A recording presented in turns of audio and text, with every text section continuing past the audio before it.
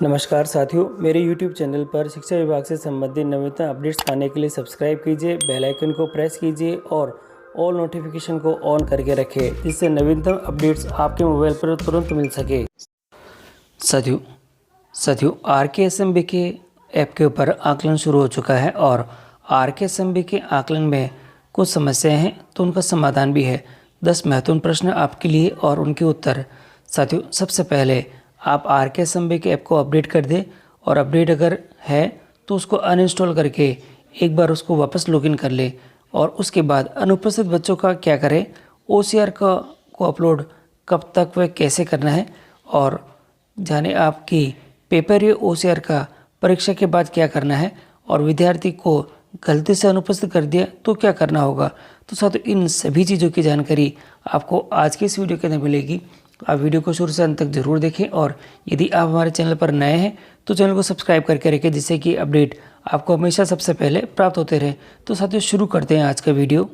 साथियों, RKSMB के आकलन के अंतर्गत जो महत्वपूर्ण समस्या है और समाधान है, तो साथियों जो 10 महत्वपूर्ण समस्या हैं वे कुछ इस प्रकार से दे रखी है और एक एक करके आप इसको ध्यान से देखिए और यदि आपकी भी यही समस्या है तो इस समस्या के समाधान को नोट करके आप आपकी समस्या का हल कर सकेंगे।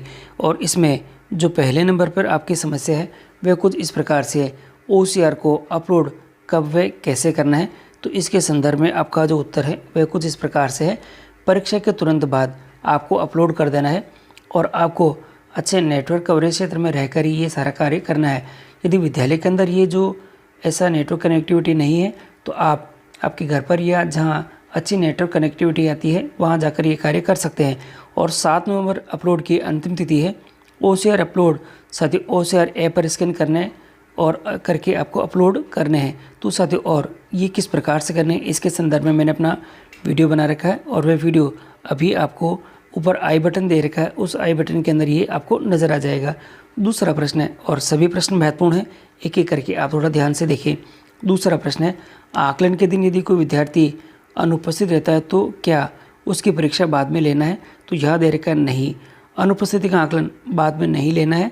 साथियों, दे रखा है अनुपस्थित का आकलन बाद में नहीं लेना है, इसको ऐप पर भी अनुपस्थिति करें और 100% उपस्थिति का प्रयास आपको करना है। तो थोड़ा ये ध्यान रखिएगा। अगला प्रश्न दे रखा है, कक्षा 3 से 5 आकलन पेपर का परीक्षा के बाद में क्या करना है।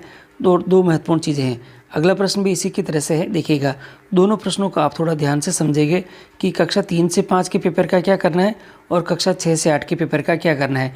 तो देखिएगा साथियों, कक्षा 3 के 5 के पेपर और OCR दोनों एक ही पेज पर है, इसलिए ये आपको बच्चों को नहीं देने हैं।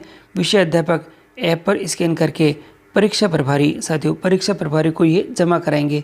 3 से 5 के पेपर परीक्षा प्रभारी के जमा कराने हैं, तो थोड़ा इसको ध्यान रखिएगा। और अगला दे रखा है, कक्षा 6 से 8 के आकलन पेपर और OCR का परीक्षा के बाद क्या करना है। तो इसके लिए दे रखा है, दोनों यहाँ पे दिखेगा, कक्षा 6 से 8 के पेपर और OCR अलग अलग हैं, अतः OCR को विषय अध्यापक अपने ऐप पर स्कैन करके परीक्षा के प्रभारी को जमा कराएंगे और पेपर बच्चों को देंगे। तो ध्यान रखिएगा, यहाँ पेपर बच्चों को देने हैं और OCR नहीं देना है, और वहाँ पेपर और OCR दोनों एक ही है, इसलिए वह परीक्षा प्रभारी के पास जमा रहेंगे। अगला प्रश्न दे रखा है, क्या आकलन पेपर व OCR परीक्षा बाद PO स्कूल में भिजवानी है। तो साथियों नहीं, आपको ये आपके विद्यालय के अंदर ही रखनी है और PO स्कूल में नहीं भिजवानी है। अगला प्रश्न दे रखा है, क्या OCR को आकलन के बाद चेक करना है।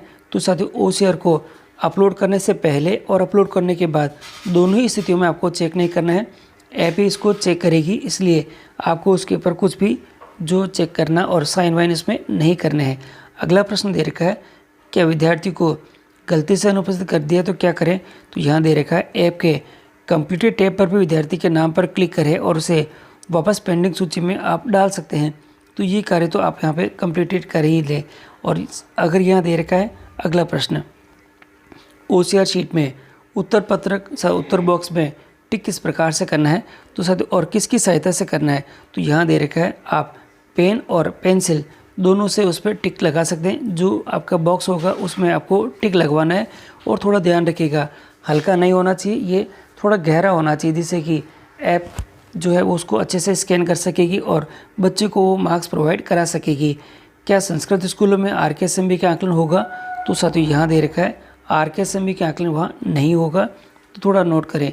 आईफोन पर ऐप अपलोड करने में असमर्थ हो रहे हैं तो क्या करें? साथियों ये जो ऐप है अभी आईफोन पर ये जो सपोर्ट नहीं कर रही है, इसलिए अगर आपकी इसमें समस्या आ रही है तो आप किसी अन्य एंड्रॉयड मोबाइल की सहायता से इसको कंप्लीट करें और इन सभी प्रश्नों को आप ध्यान से देख लें और इनसे संबंधित कोई समस्या है तो आप इसको समाधान कर सकते हैं। और अन्य किसी प्रकार की समस्या हो तो ये जो गूगल फॉर्म का लिंक दे रखा है साथियों, कृपया अपने ब्लॉग मेंटर के द्वारा इस गूगल फॉर्म के लिंक की सहायता से अपनी समस्या लिखकर आप सबमिट करें, जिससे कि ऐप के जो डेवलपर्स हैं आपकी समस्या का समाधान कर सकेंगे।